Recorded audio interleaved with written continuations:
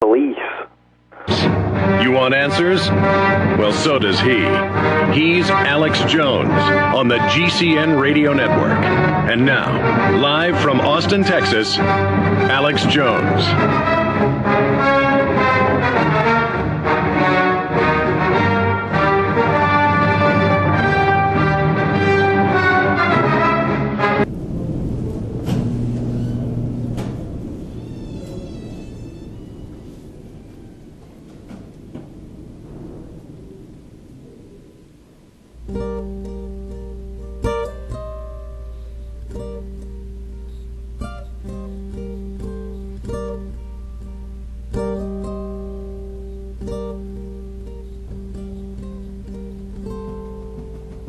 I was raised to believe that the American dream was about pursuing happiness. As much as I hate to admit it, my happiness occasionally counted on the freedom to consume various substances, but it was the legal substances that changed my life forever. Now I question the motives that go into creating our modern drug laws, and the people who have been elected to protect us have become some of the people I fear the most. And when it comes to drugs and alcohol, just say no. We have allowed the government to declare a war on drugs because the majority of Americans haven't known any better. And they haven't really understood that all of this is a massive deception. It's a massive profit scheme. We must wage what I have called total war against public enemy number one in the United States, the problem of dangerous drugs. They can't even keep drugs out of the prison system. You know, they have guys in prison that ODs and things of that nature, even in the home. What's happening here in America is that our government is inadvertently supplying the hard drugs to the people in this country. Then they're putting the people who use them in this country in jail. Fixated on terror, most Americans have forgotten they are fighting another war.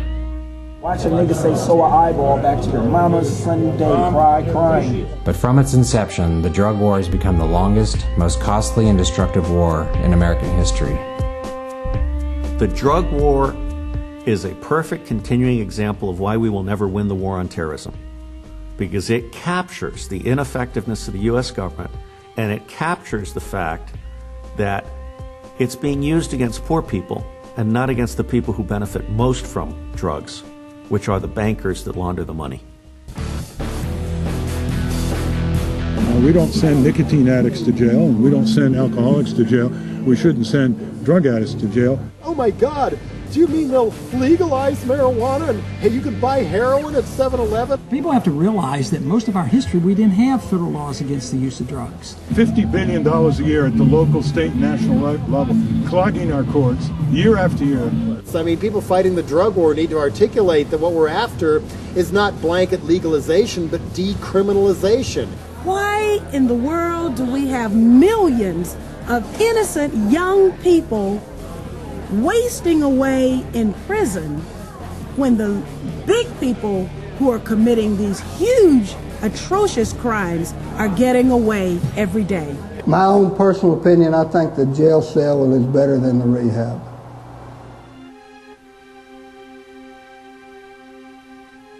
This year is the 30th anniversary of the Drug Enforcement Agency. It was created by Richard Nixon in 1973, and Richard Nixon is really the creator of this drug war from 1971. With every passing day of this drug war, the battle line seems to be getting harder and harder to see. And yet it's almost impossible to believe that the same rules apply to everyone.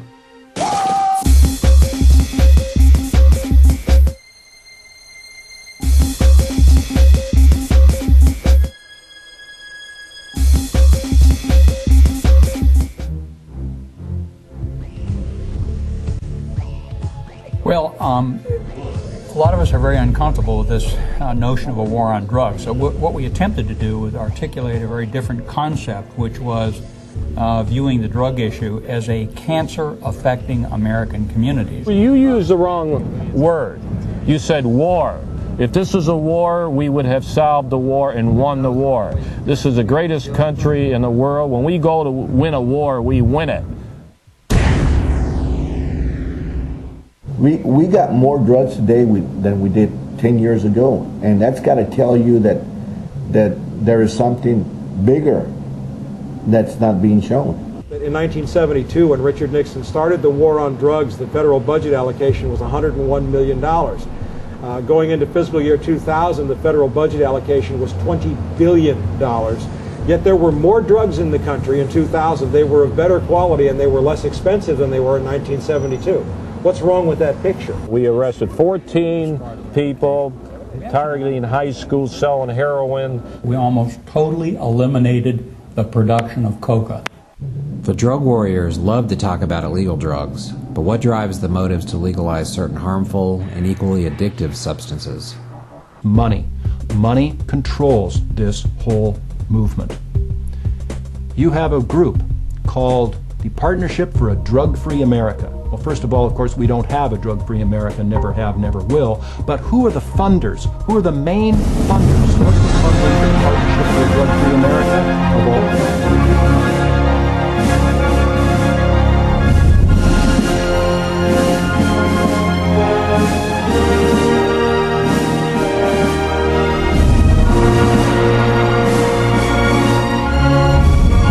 Hello, radio listeners. Hello, TV viewers. I want to say hi to everybody out there watching today. We really appreciate you tuning in to the TV transmission and the internet radio show. My good friend Kevin Booth, AmericanDrugWar.com, is our guest. You can go to Infowars.com and get the film for $24.95. Airing on Showtime, award-winning, 3 hours of extras. I'm in it, in the extras. It's just amazing. Kevin, you've got the floor for the next 54 minutes. We're going to take calls the last 20 or so, but you've got a good 30 minutes to talk about whatever you want. Tell the story of the film and then break it down. And then later talk about. I mean, I burn with anger. Even when I'm not on air, and you know that, and I know you do. Knowing they ship it in and then put us in prison for it, it's so sick, and they just keep getting away with it. I want it all to end now, and your film. Like anything I've seen, I think it's hit the zeitgeist, Kevin. I'm hearing about it all over the place. I just want you to know, thank you for what you've done. Thank you for your tireless dedication to making this masterpiece. Well, I appreciate it, and I without getting all schmoozy here, I couldn't have done it without you. I definitely, learned a lot about the art of confrontation and staying calm in heated situations. Well, now hold on. I mean, I'm normally not calm, but I do get calm in heated situations. Well, yeah, but, like the lessons learned when we went to the RNC back in 2004, that was definitely something that I learned a lot of lessons and how to deal with various situations. But one of the things I'd like to start by talking about is that everybody out there should go and just Google past donors to the Partnership for a Drug-Free America and start researching who is financing this thing called Partnership for a Drug-Free America and this front that they've given it like it's like a bunch of angry mothers of children who have died of drug overdoses that are all the ones financing this thing. And when you realize that past donors are alcohol, tobacco companies, donors right now are all big pharmaceutical companies, health insurance companies. It just all makes sense. And you can't really call this thing a conspiracy anymore if you just do that. Well, flesh it out. I mean, to be clear, they know that it's their alcohol and pharmaceuticals that are killing 99% literally, so they know how to give you a boogeyman to go after instead of their stuff. Prohibition was ending, and it was the alcohol makers, the distillers, who did come out and push for going after marijuana, and they didn't call it hemp. They even had ad campaigns. They admit they programmed it to do so. I mean, this is diabolical. Yeah, and as crazy as it sounds, is I really and most people are always going to argue this about the whole I just want to get high argument, and that's what they've done so well. I don't think that there's hope for our country until we do legalize marijuana. And well, Kevin, do I use any drugs? No. Not at all. I mean, I don't even drink anymore. I hate marijuana. We've been friends, been a lot of parties together. I wouldn't say drink more than a couple beers. Yeah, I don't drink anymore. And I know decades ago, it's been 10 years since I've seen you smoke pot. The whole point is most people that are against the drug war don't even use the stuff. They just know it's a fraud. Right, but that's, but the government is going to continuously use that thing of just like, oh, look, it's a bunch of stupid tie-dye wearing hippies who want to legalize this stuff so they can get high. And they've used that same kind of line, and it's still working today.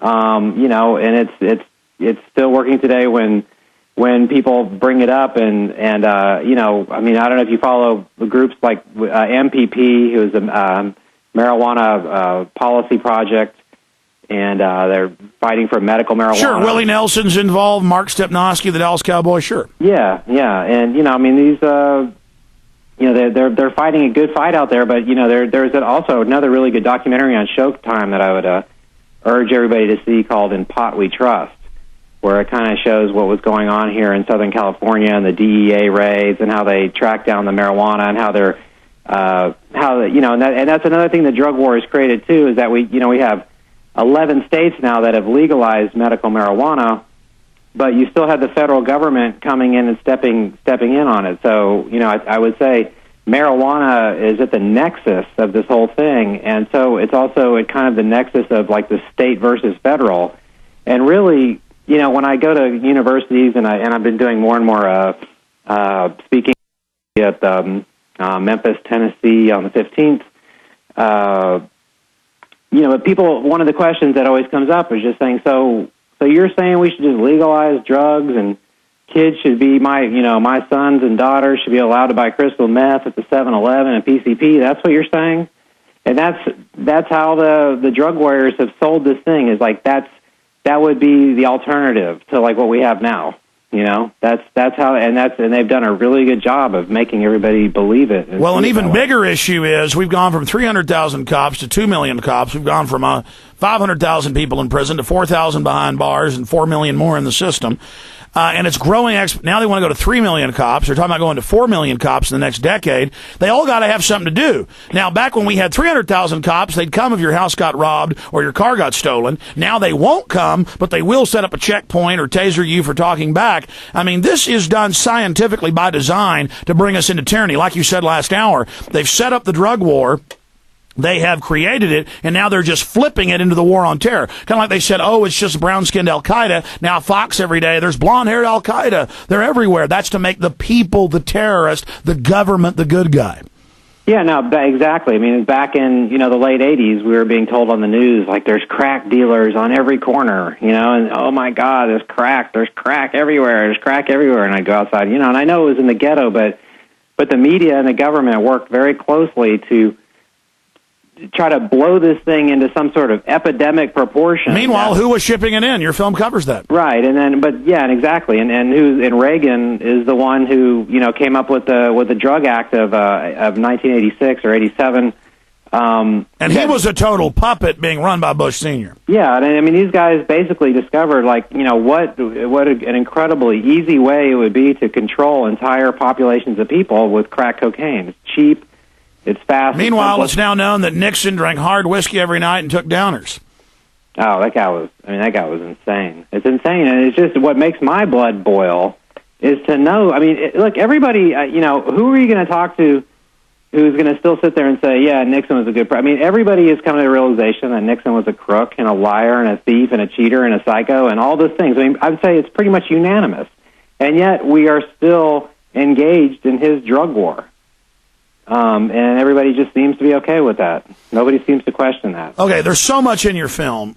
I want to go through it. I mean, you got Tommy Chong saying Schwarzenegger smokes pot with him.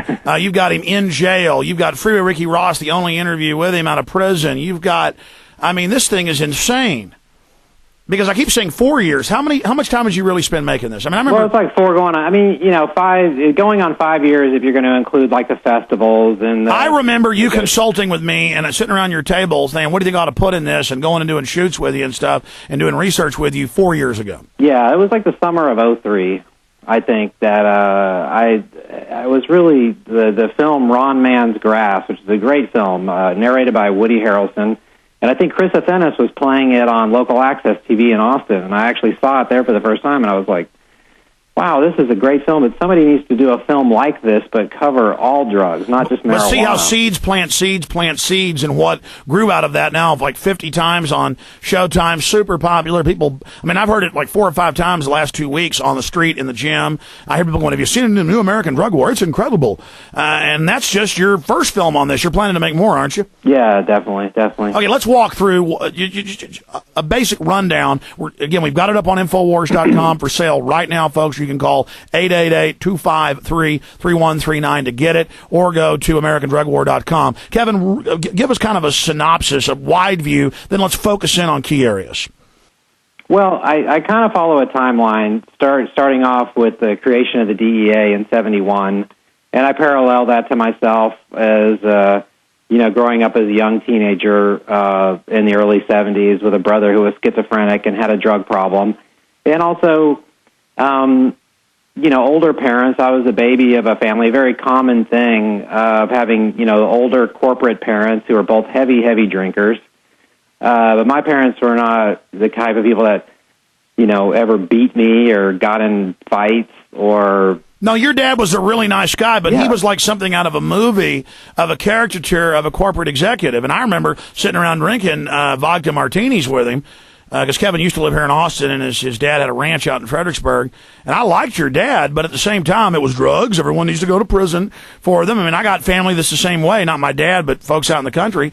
And it's like, but we drink our whiskey every night. Well, yeah, and see, when we lived in Los Angeles when we were back in the early 60s, and my brother got schizophrenia, and they wanted to blame it on the LSD and the marijuana.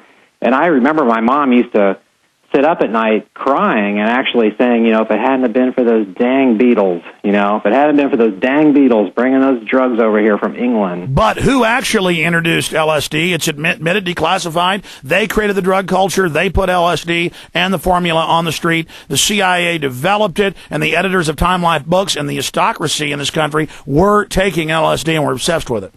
Whiskey drinking generals. All right, continue, Kevin. So, and in that time I try to, go into, a little bit of the histories learned from Prohibition and parallel the classic gang leader of today with Al Capone. Some people might say Ricky Ross was the modern-day Al Capone, so you could say Ricky was that. Or this other guy in my film, T. Rogers, who is the co-founder of the Bloods. It's funny, he was just on Glenn Beck the other day, and Glenn Beck totally cut him off and was kind of weird with him. But he's kind of breaking out, doing some more stuff himself.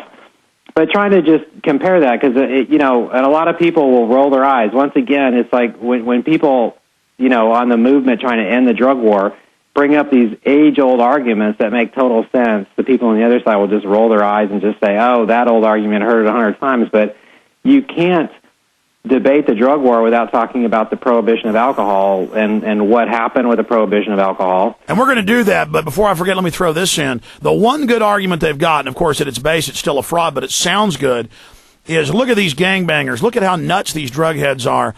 Look at all the crime and murder associated with it. Look at all the money, and it's almost like a class thing. Look at these poor people getting rich.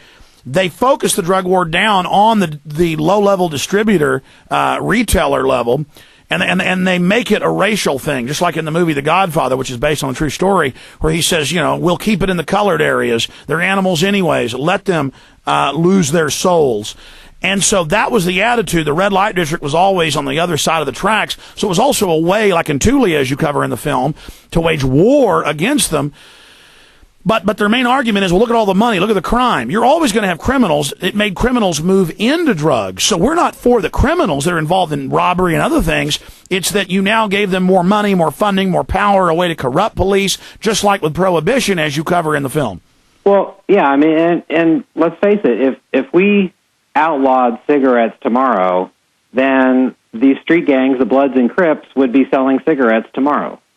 You understand? It's just real simple. I mean, if you outlawed gasoline, then the Bloods and the Crips and MS-13 will be selling gasoline tomorrow. Yeah, they're rogues. I mean, it's the black market. It's like child pornography or whatever. It's the black market. And so when you keep this stuff in the black market is who's going to do the distribution. And then it's going to get bigger. Yeah, and the black market doesn't care if your 14-year-old daughter is getting hooked on cocaine.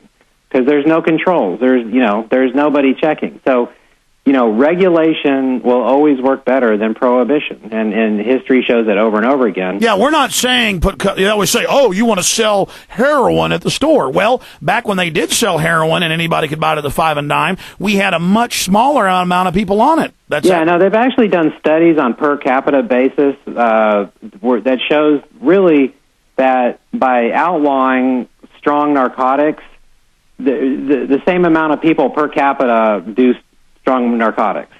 And it's just, people want to think like, oh, God, if you legalize heroin, everyone would start doing it. Well, you know what? In reality, and I've known a lot of drug heads, most people that I know have tried heroin don't like it. They do it one time, it makes them throw up, and they're like, oh, God, you know what I mean? It takes like a certain kind of screwed up individual to want to go down that path, and they're going to do it regardless of whether it's against the law or not. Well, no, that's the experience I had. Every drug I ever tried, except for alcohol and cigarettes, which I loved, I hated it.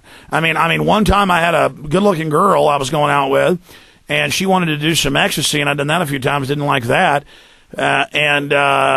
and she said, oh, well, take this little pill to make you feel good. And I was like vomiting and depressed. And I was like, what the hell is this? Oh, it's heroin. And I was like, my God, I'm not hanging out with you anymore. Yeah, no, I know. I mean, laying in a bed having like hallucinations of ghosts drifting across the ceiling is like some Edgar Allan Poe movie is not fun. Yeah, but at the same time, too, what's classic about that is that, I think alcohol is probably one of the strongest, most mind-altering drugs as well. You better believe it, and I love it. Yeah. I'll go jump in a big keg of whiskey like the mouse in a cartoon and never to be seen again. Yeah, I mean, it's just, it is kind of a slap in the face when you come from a hospital watching, your loved ones, and when you go into these, when my mom was dying of liver failure, I'd go into this ICU unit, and there would be like a whole bunch of older people kind of in her same boat, and it was just like this weird, horrible vinegary smell that you could just smell like this is what the end of the line is like for an alcoholic. And this is really where most hardcore alcoholics are going to end up. Well, here's another story. I had a really good childhood friend who looked totally healthy. All of a sudden, he collapsed. He went in, they said, your liver's totally fried. You'll maybe live 10 years at 32 years old if you totally stop drinking now. And then his mom took him home, trying to take care of his girlfriend would come over and sneak vodka to him, and he went into total organ failure and died. And he was on the respirator when I was there, conscious, and they were saying, we're going to quit giving you the drugs. It's not keeping you alive. You're about to die. And he was like trying to move and get off the gurney, and you could see in his eyes, hey, buddy, you're dead. And it was horrible. Yeah, no, and it's just, but on top of that, could you imagine that those people would be in trouble for the law and being in that situation? No, exactly. It's a disease. It's something your body's addicted to, and the government knows that, so they make it illegal so they can control it. Yeah, no, I mean it's absolutely, it's really being controlled. I mean, at this point right now, when I hear, Bill O'Reilly like poo-pooing what Esai Morales said about my film, I just look directly at him like, well, I mean, he's supporting the pharmaceutical company. Okay, I haven't seen this yet, but I'm told that it's already up on Prison Planet and InfoWars. Trey was just saying they have it. By the way, Sully Costello is on the show tomorrow. We did call and get through to him. He is on the show tomorrow. So thank you for that, Kevin. But I forgot the point I was going to make when I put out the Sully Costello point. The Bill O'Reilly? Yeah, the Bill O'Reilly. Tell us what he says. Well, Bill O'Reilly has his pinhead of the day. Pinhead. Yeah, call him just a pinhead. It's called Patriot or Pinhead, and it's tonight Esai. So Esai Morales, I hope I'm pronouncing that right. Was on Bill Maher, and if you have the clip, you should play it because the way he put it was really great. But he was talking about how we're living in an age now where the privatization of all these government functions are basically just like looting the country. And and our government is waging these like phony propaganda wars to allow these corporations to get away with this. And he put it in a really good way. And he just goes, and by the way, right now, if you go to YouTube, you can check out this film, American Drug War, where they talk about how our government's been caught shipping in the drugs.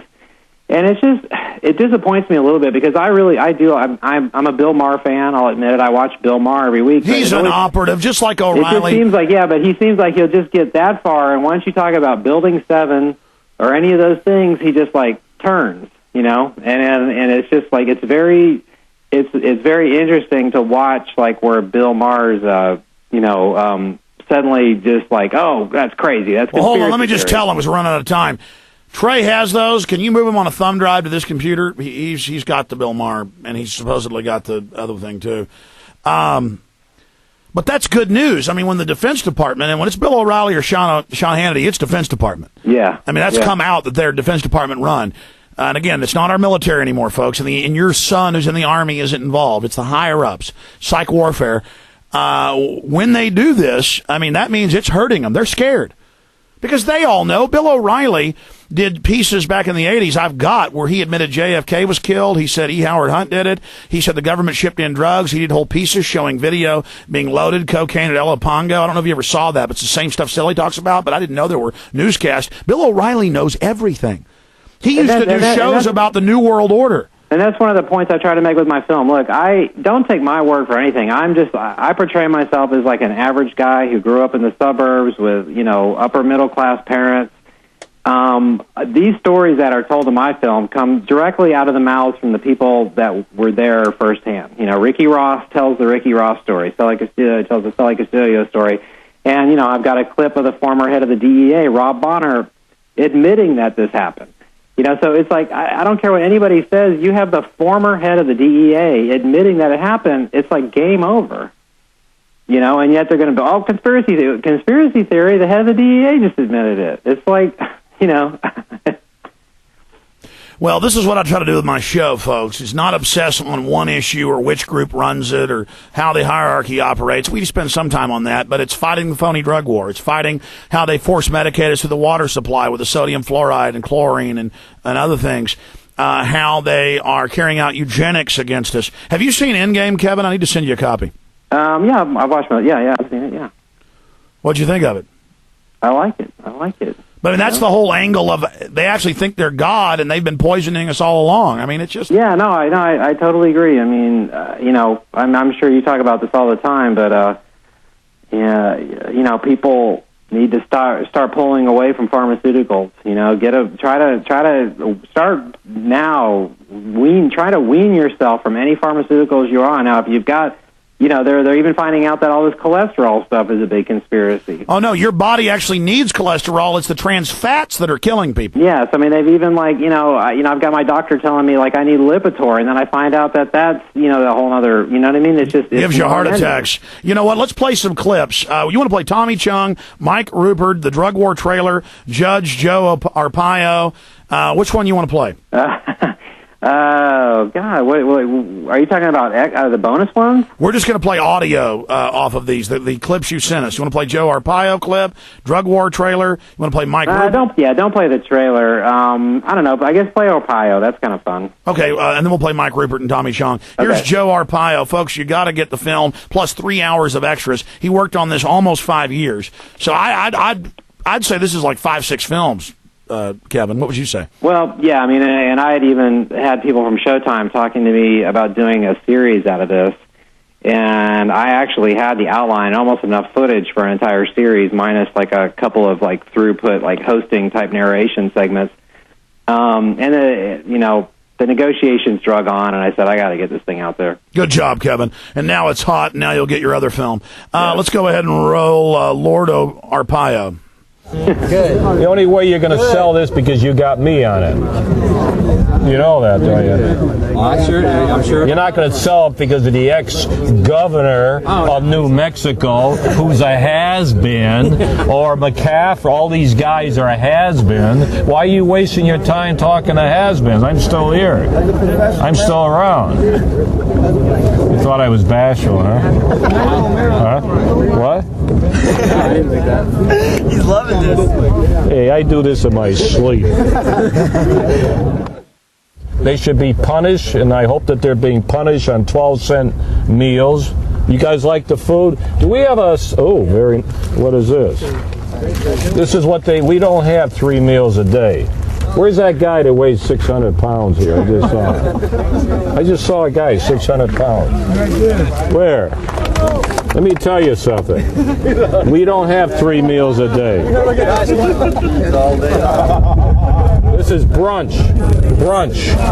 Open it up, will you? Probably donated. We only have donated. What year did it expire? It looks like 20 years ago it expired. We bake our own bread. And then we usually have bologna, or green bologna. Sometimes it's green. Let's see what it is today. Yeah, it is a little green. Yeah, you see that? Now that's one meal. That's 12 cents, okay? Now tonight they'll have a hot meal, depending on the donation. So the video's even more powerful. Just a total thug, drunk driving, running over things, literally plowing his car into businesses, stumbling around, arresting people if their swimming pool looks like it's dirty, spying on everyone, no Bill of Rights, random checkpoints, and he just stumbles around just bragging how powerful and great he is. Just total mentally ill thug ruling. And people in Phoenix, most people, they love him, or they say they love him. I mean, you're hard-pressed. I mean, I would go into a coffee shop, and you get some young kid there that you could tell doesn't agree with him, and you would say, well, what do you think about Joe Arpaio? And they would just sit there and look at you and go, I love him. He's great. You know, it's literally that kind of mentality when you're in Maricopa County.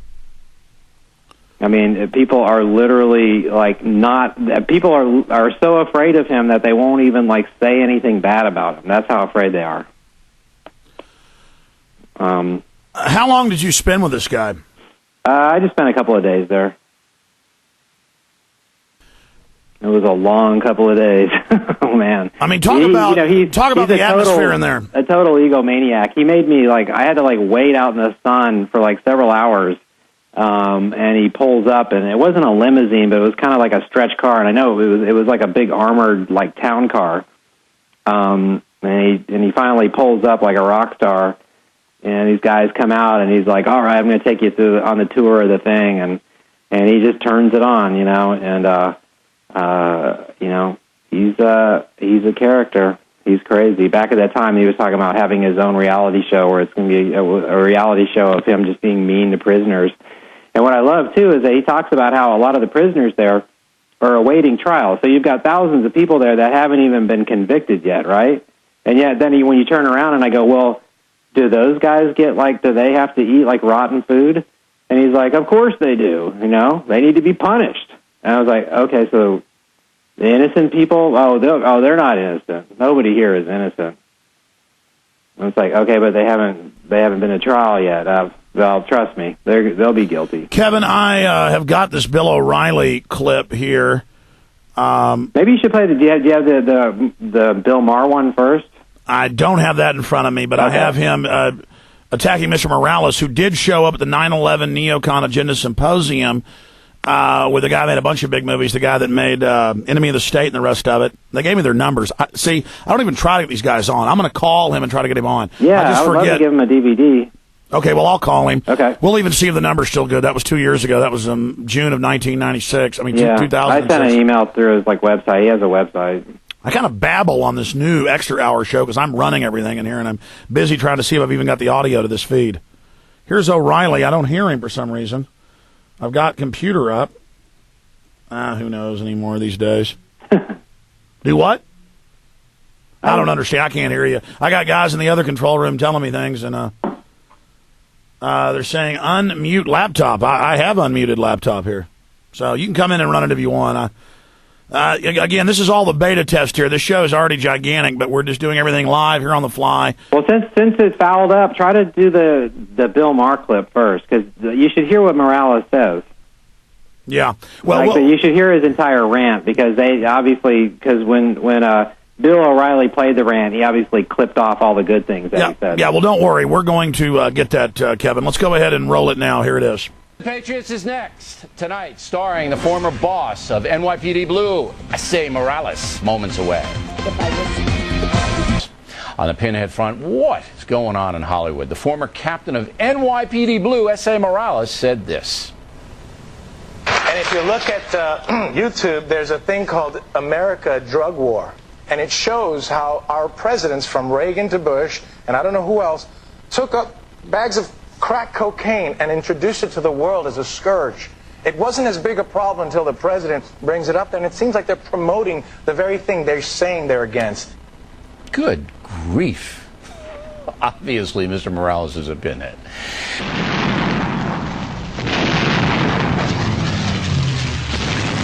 Well, there you go, Kevin. You gotta love that. I mean, he on that show when Willie Nelson talked about bombs in the buildings and all the rest of it, he just said pinhead. They don't have to refute any information. They don't have arguments. Nothing intellectual. They just it's like when former Governor Jesse Ventura, he broke it, of course, here last week, but last night was on Hannity and Combs. Hannity just said Rosie O'Donnell. He just kept repeating that word. Like saying, oh, look, people don't like her, or some people don't, so it's a liberal issue. I mean, it's amazing. But the good news, Kevin, sometimes I get negative and pessimistic, but you're a little more positive, which I think is probably accurate. People are starting to get it now, but what they're getting is how crazy things are. We have drug-dealing criminal government running everything that stages terror attacks. I just think that if people can start waking up. I mean, first of all, I think we as a people, we can't simultaneously plan for our demise and for our future. And I think if we're going to save this country, we've got to just plan for our future and let God take it from there,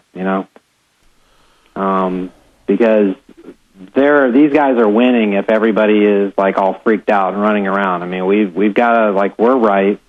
We've got to hold our heads high, and having Bill O'Reilly say that and call it pinhead, in my household, that was like a total high five moment. That was like a total victory. Oh, man. Victory laugh. It doesn't get any better than that. That's like pop the champagne.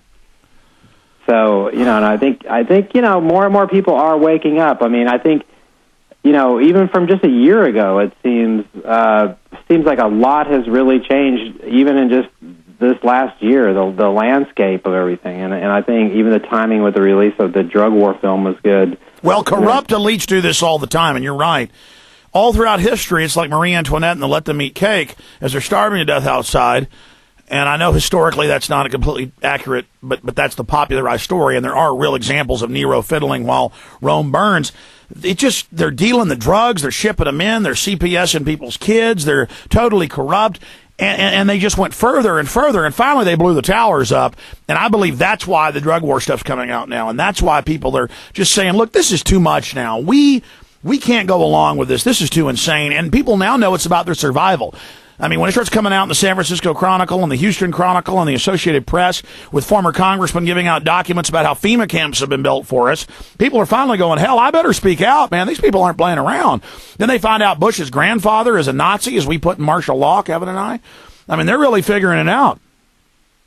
Yeah, no, and tying it into modern day with what's going on in Afghanistan, and that's another thing I've tried to tie together was the lessons learned from Iran-Contra. And it's a little depressing when I go, to universities, I talk to the kids, so many of them really are just in this world of Facebook and products and, what color iPod am I going to get this week and video games. And it is a little bit depressing, but there are some kids out there that are trying to make a difference. And so I think it's one of the points I tried to make in this film was to show what happened during the Iran-Contra scandal, bring Ricky Ross, Sally Castillo, some of the people that are actually there in person, and then bring it around full loop to what's going on in Afghanistan since we invaded, and also tying the loop, too, that we're supposedly poised to go to war against Iran, but, who did Iran get their first missile technology from?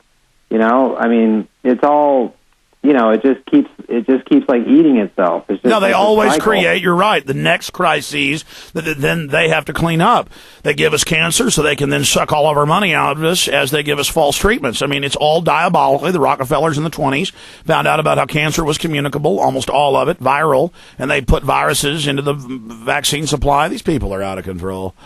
And I'm just sick of them, and the public's going to find out just how evil they are. I want to open the phones up, Kevin, at 512-646-5400, 512-646-5400, either on the American drug war, the police state, or if you're in San Francisco, as I know some of our listeners are, where the communist death troops, that's what they are the secret police, death squad is the word I'm looking for, and they are there in England and in Paris and other places. Now they're here everywhere they go.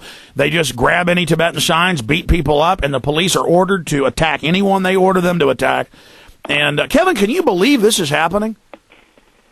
You know, it on one level, yes, on another level, no. I mean, you know, I believe it's happening just by watching, you know, what's been going on, and obviously the final push. You know, there's no telling like what the final push is going to be in the final days of this Bush administration.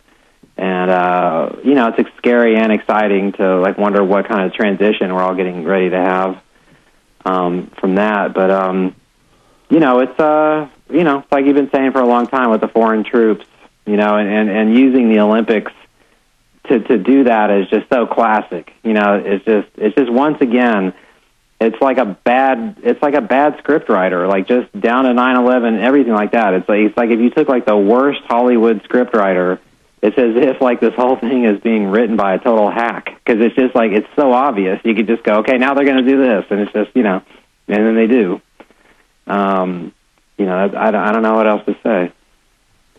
Well, it is hidden in plain view, but they do that scientifically, not just aiming at the lowest common denominator, but to dumb down the debate, really making us all dumber. I mean, if you grow up around real debate and dynamic discussions and everything, it increases your intelligence, your critical thinking. But even if you're born genetically smart and then nature, you know, smart, you get good nutrition, taken care of, learn, still being around a bunch of morons dumbs you down.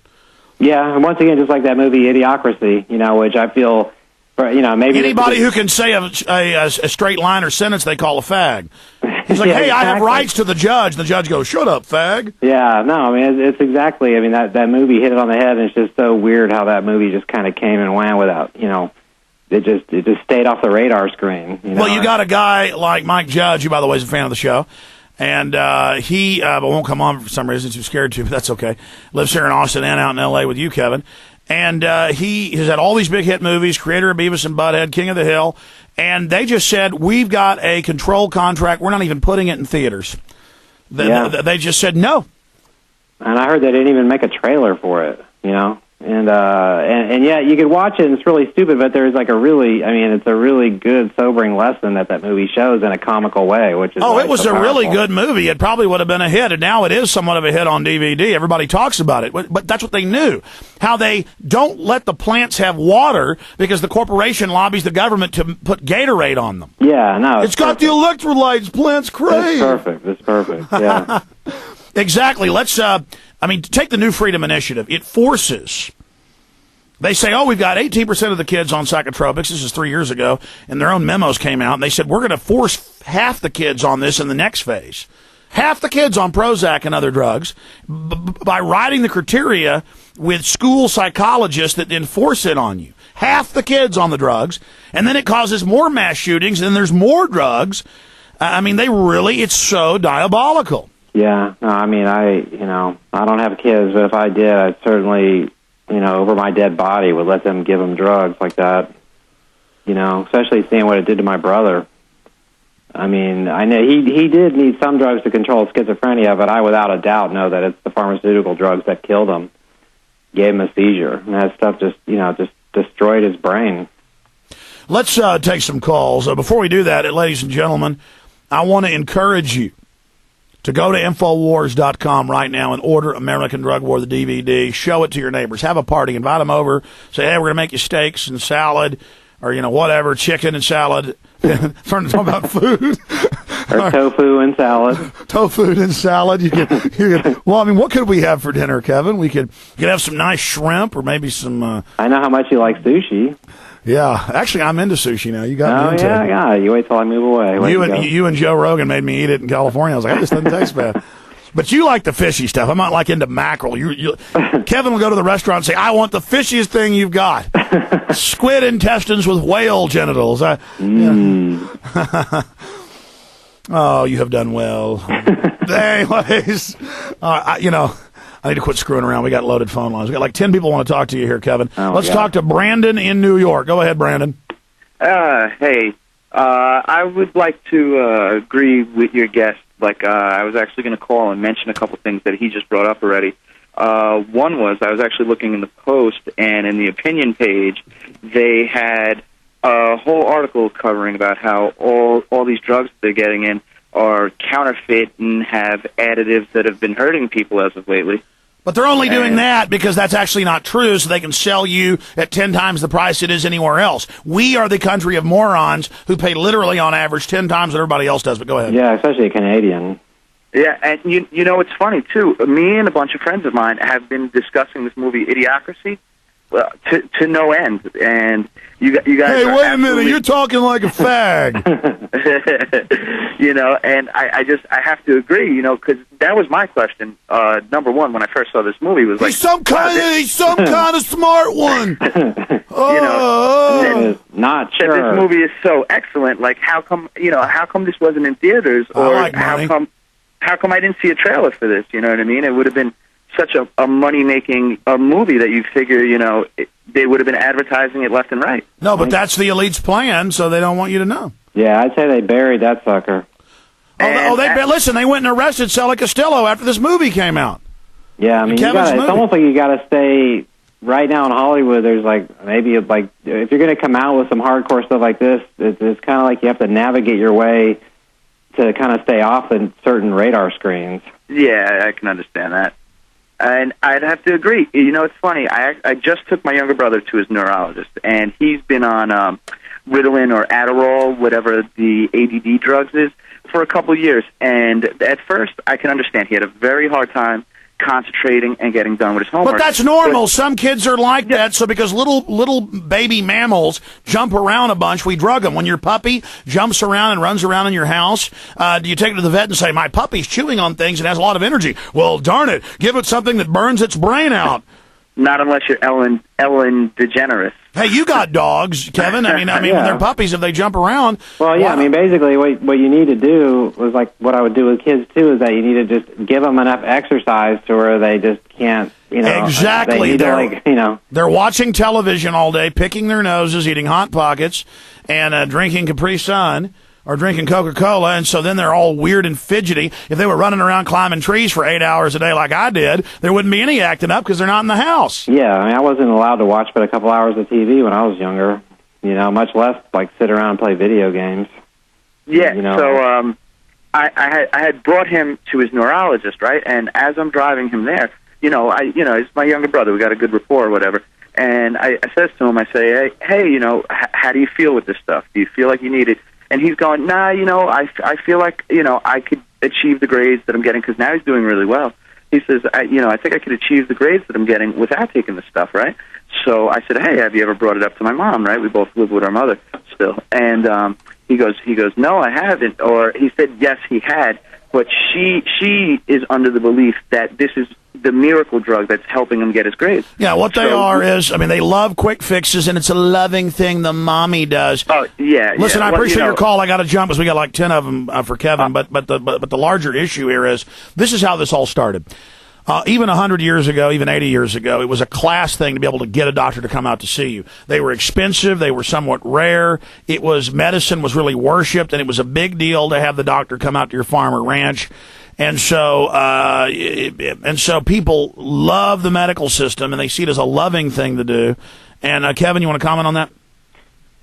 Yeah, I mean, and that's and now it's completely been blown out the other way. Now the healthcare system has made it so you're lucky if you can see like a really crummy doctor, and the doctors will just prescribe you anything. You know, it just seems like when you go to the doctor now, they don't even really test you or do anything. They'll just write you a bunch of giant prescriptions. And that's because they're not going to treat the hernia or the compacted disc or the impaction or the cyst in your uterus. They're just going to put you on Prozac, and that started almost 18 years ago, 17 years ago with the Gulf War. The problem is that the second that law enforcement and prisons became profitable, the second that the whole health industry became just this total profit-driven monster, it was kind of on a doomed course. Well, yeah, it's the insurance companies. They don't want you to get real care. Yeah. And now a computer screen tells doctors what they can do. And that's exactly another reason why they're also against medical marijuana, because, one, people can grow it on their own. They can regulate it themselves. If people that get on it, stop going to the doctor, And there's just a million reasons why they don't want people to use medical marijuana, because they all lead to one thing, and that is profit. Absolutely. Let's go ahead and take another call here, and let's go ahead and talk to Steve in Utah. You're on the air. Go ahead. Hello. Hello, Steve. Hey, Steve. How you doing? Great guest today. I just wanted to comment. A couple weeks ago, I guess I was a victim of the drug war. My house was raided for nothing more than, the herb. So I just wanted to comment on that. And I've had a very close friend of mine die from heroin usage. And while I was being arraigned, I was in with several others that had heroin-related cases, either robbery or, something to do with heroin. And I believe they probably all started out using the Oxycontins and then moved on to the harder stuff. Yeah, let me comment on that since you bring that up, and I appreciate your call. I'm sorry to hear that happened to you. Well, Kevin, you've had your own experiences. Yeah, with OxyContin. Yeah, I myself became addicted to OxyContin, and it reminds me it makes me realize an interesting point. And isn't it interesting that you don't really hear stories about the government shipping in giant amounts of marijuana because it doesn't fit their whole agenda. It's another kind of interesting angle on this whole thing. Well, that's what happens is you go to the doctor for a hurt back, and they give you something that's synthetic heroin, and then Rush Limbaugh, I remember hearing him hundreds of times back when they would point out that crack, a black guy would get 25 years, but then a lawyer caught with 3 8-balls wouldn't get a month. And Limbaugh would defend that, and then when he was caught with 100+ pills a day, we're talking a decade in prison, doctor shopping, he doesn't get in trouble, and he's still for the drug war. They're just hypocritical bastards. Yeah. No, that's why I like the thing in the film where Tommy Chong forgives him while he's sitting in prison. That always gets a big laugh and a big cheer in the theater. Yeah, tell that story, and also tell what he says about Schwarzenegger. People need to get the film to see this at Infowars.com. But that's in the extra. Well, he just Tommy was arrested not for marijuana charges, but he was arrested because his son was using his face and his name to sell these expensive handmade glass pipes on the internet. They were making some serious money. The DEA actually placed an employee inside of their company to, do the phone sales. And the DEA then would set up these phony head shops. And they set up a phony head shop in Pennsylvania, in a county where it's illegal to ship paraphernalia into. And they created a phony buy. Which made it so the Chongs had committed a felony. And that's absolute entrapment. So they had the person on the phone to make sure that the other people in the family with the Chongs or the company didn't do the right thing and not sell to the county, to the city.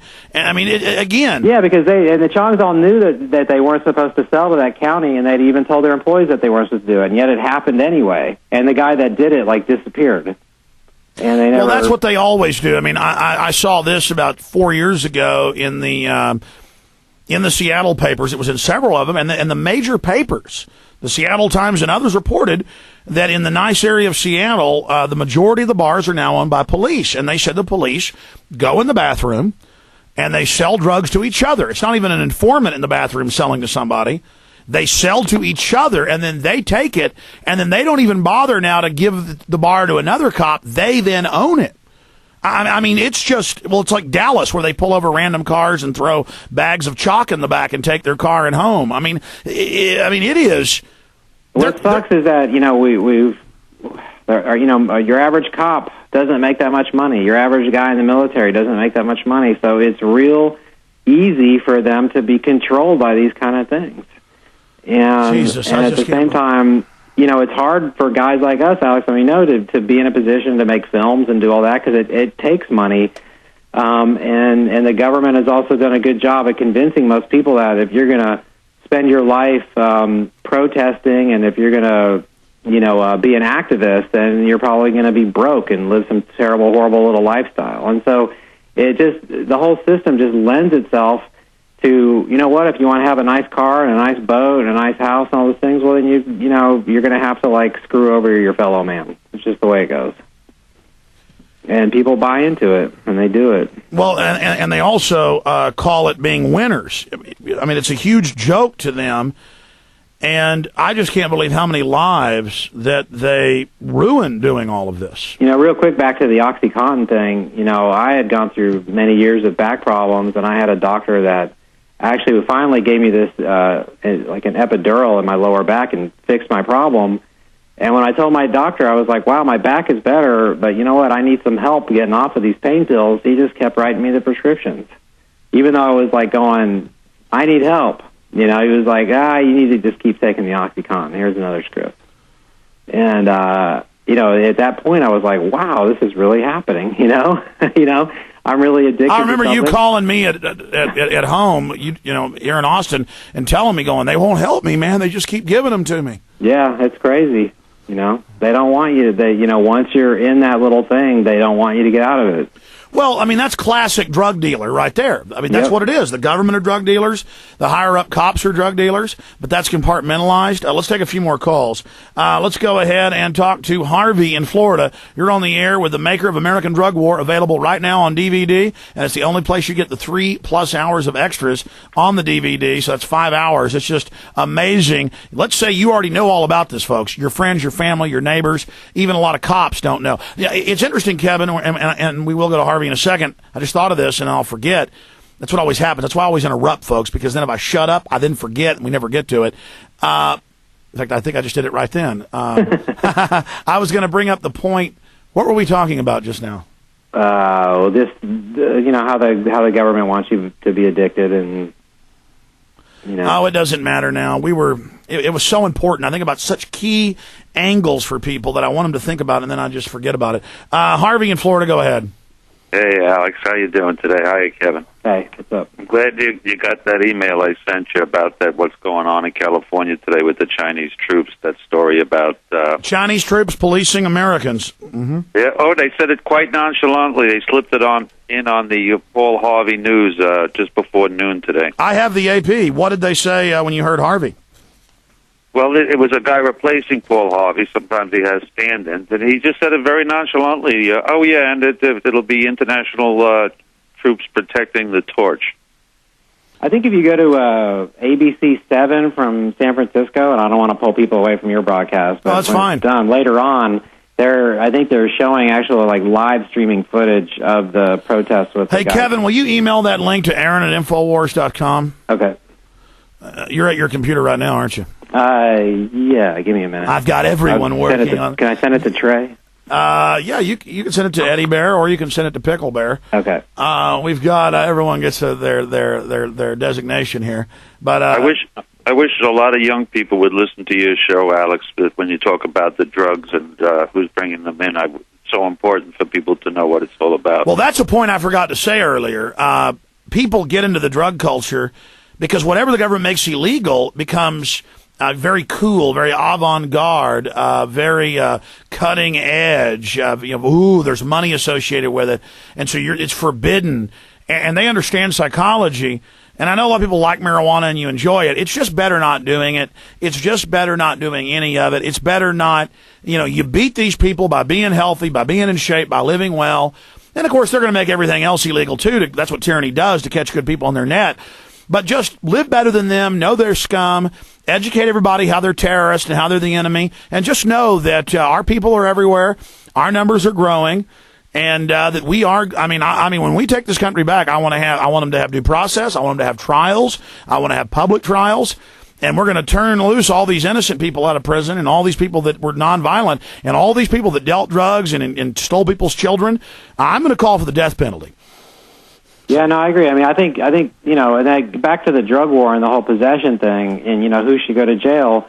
Committing a crime is what should send you to jail, and possessing drugs isn't a crime. Yeah, victim crimes are what you get the book thrown at you for, but now they don't do that. It's all victimless crap. Right, but I think, and Judge Gray puts it really well in the film, where because people keep talking like, well, but why is marijuana still illegal? Well, he put it, I think, very best. I said this on your show before.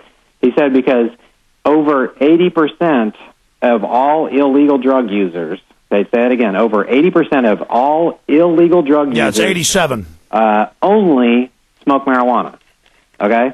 So if you remove marijuana from this whole drug war equation, it's all going to come crumbling to the ground. And that's why we've had, almost 20 states vote to decriminalize, and the feds say no. Yeah, I mean, they just go like, it's so ridiculous on world news. They'll be like, well, 80% of all Americans want to legalize, but no, Superior Court, no, it's just... 80% don't want to be in Iraq, but so what? 90% don't want the borders open, but no. 84% want a new investigation and say 9/11 was an inside job. Oh, we don't care what you want. Anything else, sir?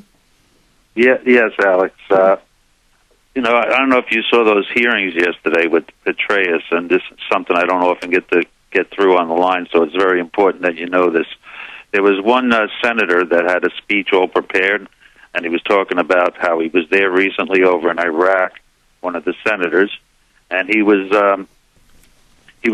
around the prison system over there, and we have the detainees by the tens of thousands. Yes, sir.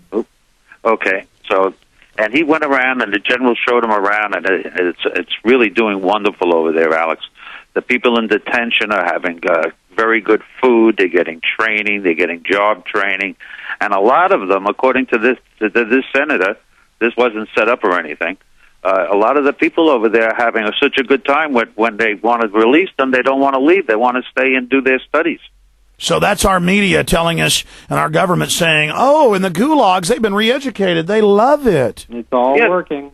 Oh, this was so unbelievably pathetic. So sick. Oh, that's what I mean. We have Chinese police ruling over us. They're telling us their gulags are good on our news. I've seen similar stuff, Kevin. This was one of the funny quotes that I've got. Former drug czar Barry McCaffrey in the film going, he goes, drug use is down 14% from last month. Just made up crap. It's like 1984 where they're going, we made 45 million pairs of shoes. Choco rations are up. There's more tobacco. There's more housing. And meanwhile, Winston's going, this is absolute crap. I haven't got any cigarettes in months. Yep. Yeah, they're having such a good time. They don't want to leave when their time is up, Alex. So it must be really pretty wonderful. No more Abu Ghraib. Well, those slave camps, those forced labor camps are wonderful. I've been in prison. I was sent to prison on marijuana charge when I was young, when I was 20 years old, Alex. I could tell you I was put in there with mass murderers. I was put in there with people that were just released for the atrocities in Attica, and it's no picnic. And if they ever open those doors, I'd be the first one out. Yeah, no, I agree, and I think one of the things, if we have to focus on this thing incrementally, needs to start with marijuana, and needs to start with medical marijuana, and then we need to start by releasing any nonviolent marijuana person who's serving time. And we need to start with stronger laws. When a cop gets caught murdering somebody or dealing drugs, they slap them on the wrist. No, we need execution. We need the strongest laws for government officials and cops. Yeah, absolutely. When you betray the public trust, because that's the whole point of my film is, and I open with the opening line of the film is that, now some of the people that I've elected to protect me are the ones that I fear the most. And I think that's how a lot of people feel these days. Well, maybe Ron Paul, Alex, will make you the drug czar when he gets in. Yeah, well, I'll be total decriminalization. So I love you, Alex. Keep up the great work. Take care. Yeah, I hate drugs, ladies and gentlemen, and food's a drug, alcohol's a drug. I've liked alcohol before. I wouldn't call myself an out of control drunk, but I like it. Cigarettes, I'm a 2-pack a day if I get on them, and those kill. And sugar, junk food. Oh my God, the chemicals they put in food are drugs. Yeah, it's like it's like, to me, McDonald's is a bigger drug dealer. It's endless. It's just endless. I'm gonna move fast. Greg in New York, you're on the air. Hi, Alex. Such a pleasure. First-time caller, big-time listener. Also, American Drug War looks fantastic. I can't wait. You guys were talking about movies before that get killed by the New World Order. Southland Tales is all police state, all really important stuff for people to see about their, possible future. It's called Southland Tales? Yeah, see, even Alex Jones doesn't even know about this. It's crazy. It's such a good movie. It deals with big-time stars and how... there's a, second internet that monitors everything, and there's guns aimed at our borders inwards. Justin Timberlake kills people on the beach in Venice. It's crazy. I'll check it out. Okay, and also, just real quick, because you guys were talking about the corruption, 30 grand just came out of my police station by some cop. Now there's going to be 2, trials and countersue. It's going to cost the taxpayers millions just because they keep a bunch of drug money in the police station for poor cops to grab. Oh, look, I grew up in Rockwall, where I would be at people's houses, and I wasn't into drugs, but this was the 80s. Everybody was into it. And the local cop would pull in and bring in cocaine and marijuana. I mean, duffel bags of it. And then I'd go to school 5 years, this was like when I was like 11, 12, I'd be playing baseball, the neighborhood. I've told the story before. And then I would go with my friend who was a couple years old, and he'd have like an 18-year-old brother, and I'd be over there watching TV. And, and by the time I was like 12, I'd be doing beer bongs. There was plenty of alcohol involved in that, too. My parents had no idea I was down the street beer bonging, sucking down whole beers out of funnels. And then the cops would show up with the cocaine and marijuana, and then the older brother would go off and sell it to the bimbo wives of the rich golfers where I grew. I mean, I grew up in a nice, neighborhood, where our 4-bedroom house was the small house. Where there were 20-bedroom houses and stuff, so I was in and around all of it, and the cops just delivered the drugs. It was all part of. And then a few years later, I was in school, and they had drug dogs and pledges not to use drugs, and they were showing us the drugs, which I knew was really an advertisement. And then cops, I remember walking up to cops going, "Hey, man, I've seen you deal drugs," and then they said, "We're going to kill you." See, I didn't understand. I thought, why? I was like, see, that's how I woke up. I'm like, you're a drug dealer. What are you doing here? Exactly. I saw you 3 years ago deliver cocaine. Yeah, they photographed my school parking lot, and meanwhile, I see them meeting up with Lamborghinis at 3 o'clock in the morning because I drive a cab. So it's like, what's really going on if you guys have to have secret meetings with Lamborghinis? And let me tell you, 90% of narcotics police deal drugs. I mean, they've had 3 purges in New York where they fired 75% of them each time. Yeah, American Gangster style. It's like members of that Freeway Ricky Ross task force got in more trouble than Ricky did. They got caught doing more stuff than Ricky did. Ricky had his own set of police after him. It's an incredible story. Well, I think they the just Ricky Ross story will definitely be like another American Gangster when it gets done correctly. Yes. Oh, I can't wait. Thank you, Greg. Oh, thank you, guys. Eric in Pennsylvania, and then Bill and Joel, and that's it, because we're going to have to end this transmission. Go ahead. Yo, I love the extra. You should do 2-3 hours extra a day. Turbo. First-time caller, big fan. I have a list of statements. I was talking the other day to a high school kid about how the government flies in drugs, and he goes, "Oh, I saw that movie Drug War," and then they spent like 45 minutes on it, talking about it. Cool. I also got a prescription for Marinol from my doctor, so I don't fail my drug test and lose my job. I also want to say that THC is a psychoactive substance. It does not make you stupid. No, I know that. It's in the hallucinogen class. Right. Aspartame is a deadly poison. It killed my grandmother, and it's making the public very stupid. But that's okay, because Rumsfeld got it approved, and every monkey they gave it to died, and it gives you basically Alzheimer's when you're 40. Notice how they're admitting we have tens of thousands of juvenile onset Alzheimer's. Now 30-year-olds have it, and they always just so happen to drink Diet Coke. And the one product that I've used since I was a child is Trident gum, thinking that it was good for me. And I've been chewing Trident my whole life, and now it's just like, man, this stuff is loaded with aspartame. And now when you get Alzheimer's, you'll know why. Yep. Black Ops succeeded. Well done, Lord Vader. Right. I still have more here. As a kid, I was prescribed Ritalin. It made me very, very sick. It made me pale white, and I was down to like... Now, I'm going to stop you. The admitted on the insert for Ritalin and the scores of other names it goes under, same molecule, is heart palpitations, heart expansion, retardation of growth, brain shrinkage in size, brain lesions. I can keep going. Sorry. It's okay. Let's see. Oh, my cousin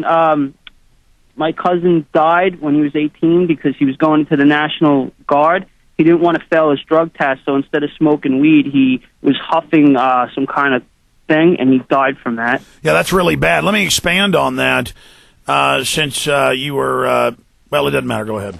Well, my part of what I cover in the drug war is how prohibition drives people to doing worse, stupider things. That's a perfect small example. I talk about how crystal meth is the modern day moonshine.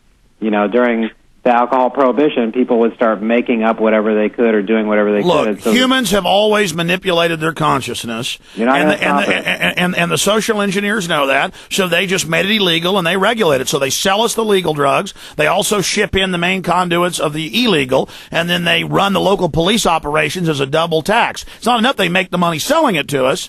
They've also got to put us in their damn prisons. Right. Could I say one more thing? Yeah, go ahead. Yeah, I was last year, St. Patrick's Day. I was set up by the police and Homeland Security and charged with aggravated assault. They gave me DUI because they said I refused my blood test. And then when I went to take it to trial, they basically threatened my lawyer, forced me to take a plea deal, and I had to serve 3 months in jail for something I didn't even do. Yeah, I appreciate your call. Everybody who calls in with this, or a lot of people I hear on other shows, they go, the government's dumb, I'm innocent, or the government's just screwing up, or you know, I can't believe I was innocent. We know you're innocent. The DNA testing's shown that close to half the people on death row are innocent. Yeah, they know what they're doing.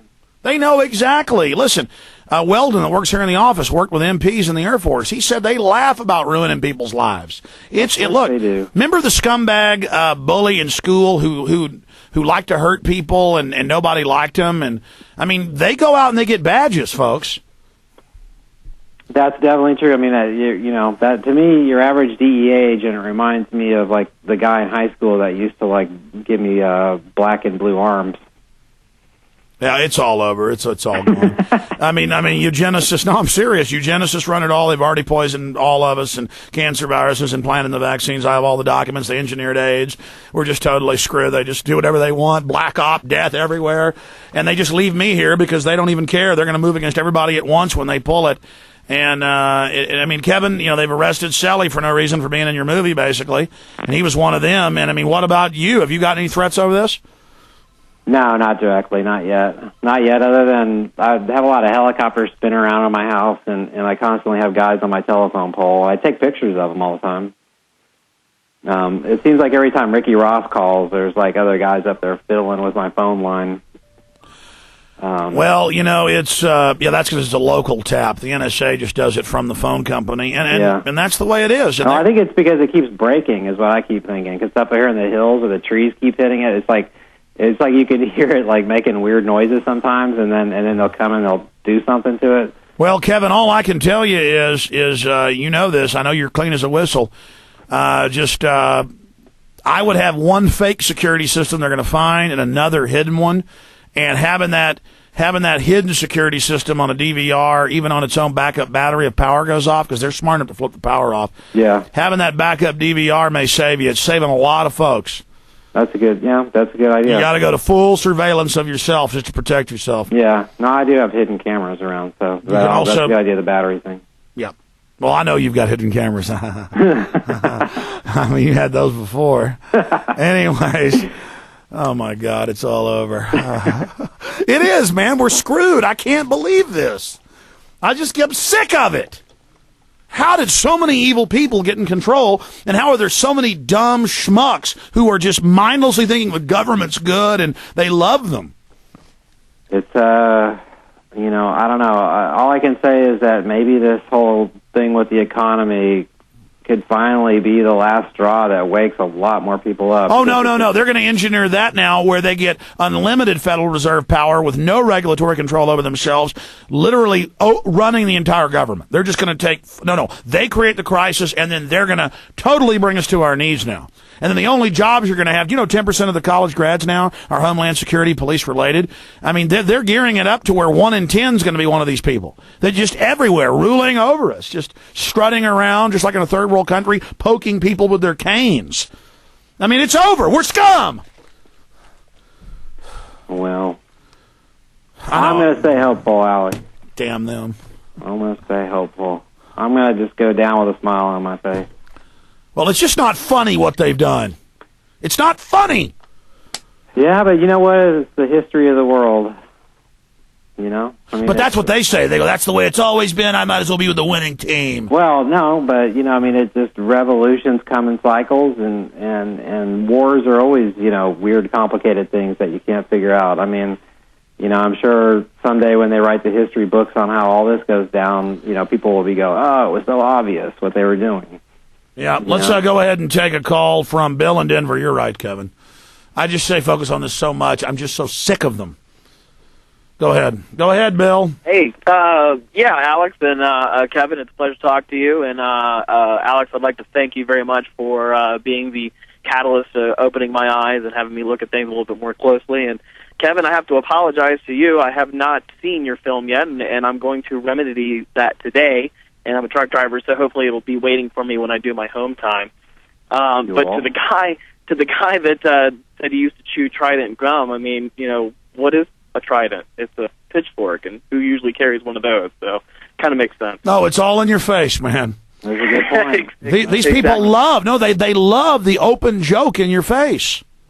Absolutely. It's like 911. Who's 911? That's the government. It's all in your face. Yeah. I'd like to say 2 quick things, and I'll let you go and listen to you off air or off the phone here. But one thing, I'd love to know what Bill Hicks. I'm a huge Bill Hicks fan. I came kind of late to the party of that, but I'd love to know what his thoughts on 9/11 would be, and what some of the things he would have to say. And also, this is kind of off topic, more to the 9/11 thing. When you were talking to Daniel Sinjata today, I had to disagree with something that he said. He said that it was kind of easy for him to come out because he didn't have a whole lot to lose because he doesn't have millions of dollars and this sort of thing. I think it's just the opposite.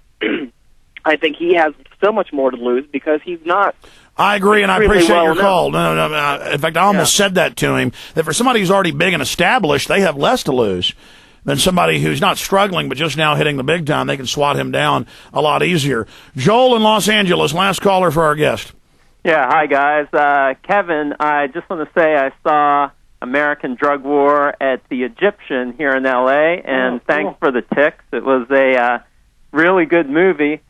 I wanted to throw out a dot for people to maybe connect to, and it's about the drug khat that they grow in Somalia and I guess in Yemen.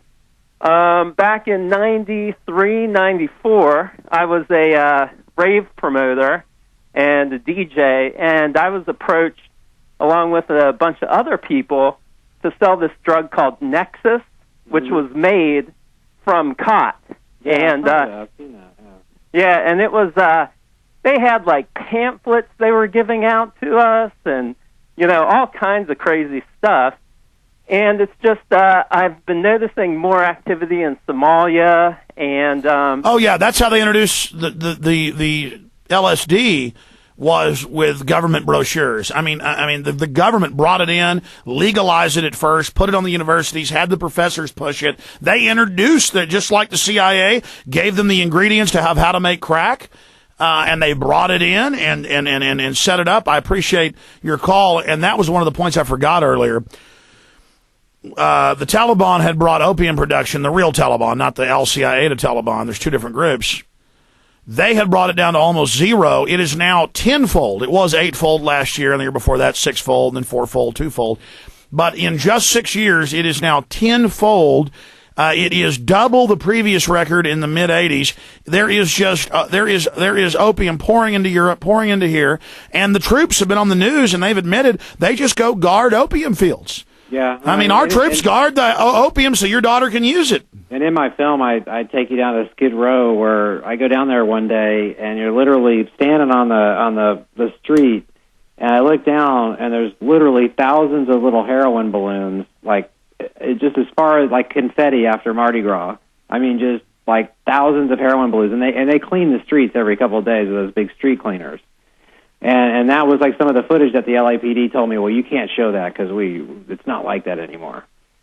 So it's... that's right. You also have them calling you up, telling you what you can and can't do with your camera. The LAPD basically said I'm going to regret it if I use some of the footage. But you did use the footage, didn't you? Yeah, no, I got a lawyer, And now the helicopter's over your house. Man, this guy. And now Shelley's going to prison. And if you saw how close the LAPD helicopter was over my house last night, you would have been like running for your life. I mean, I could like tell you what color eyes the guy had was flying, and he was like right in my face. I mean, I live on top of a mountain, and he was like practically eye level. Yeah, you live in Lawrence Fishburne's old house. Yeah, I'm going to come see you soon. You got to. Hey, just to finish up, Kevin. I just want to commend you for the work you've done, the risk you've taken. They are not happy about you exposing their business, and it is their business. It's just the hypocrite. It's so amazing that they are the purveyors of the drugs, and then they also are the enforcers. It's a perfect business. No, it's a great business plan. You got to knock them for that. Man, they thought it out well. They thought out every angle of it. Well, terrorism is also their business plan. Oh, yeah. It's great. They do it. And drugs and terror, a war on drugs, war on terror. I mean, one is like a substance, the other one is a concept, or it's just you can't have a war on terror. How do you have a war on drugs? It doesn't even make sense. That's why it's so perfect. Maybe I can get you back on tomorrow when Sully's on. I need to check what time Sully Castillo's on the show tomorrow. I found out a few weeks ago he'd been arrested and played phone tag with him, but we finally got him today. And arrested for some trumped-up gun charge when he's a former cop, DEA. And then they said, hey, saw you on TV, liked the show, and they were arresting him. Yeah. Did he tell you anything else?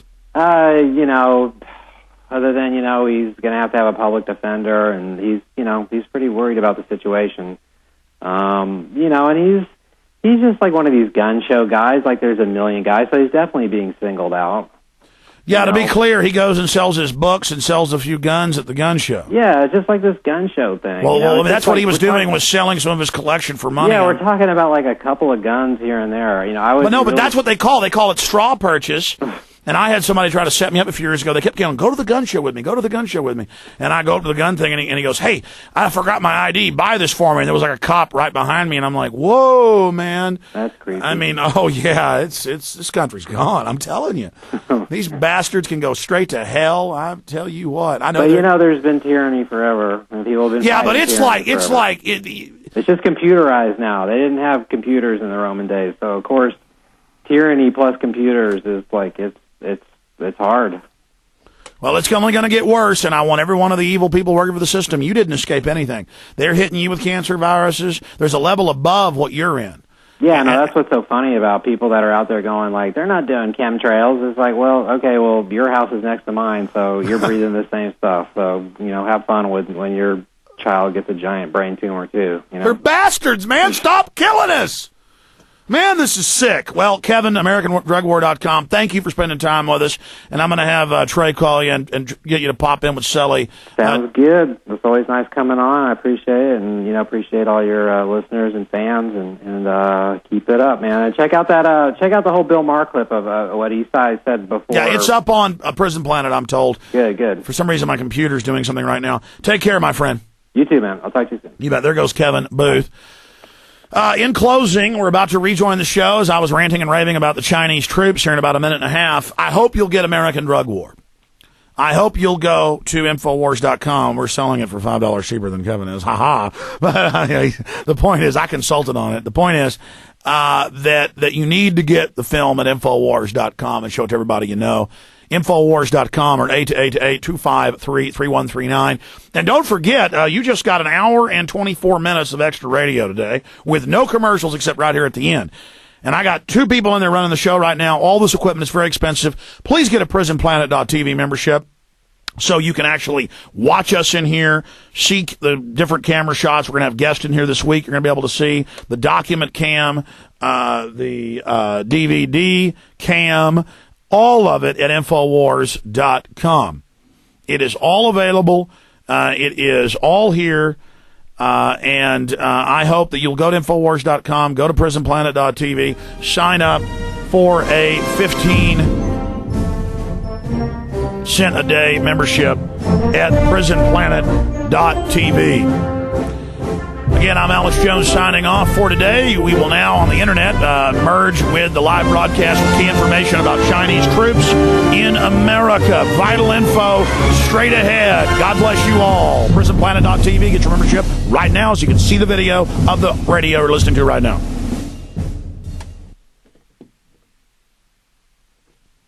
Bye-bye, folks. 13 made his great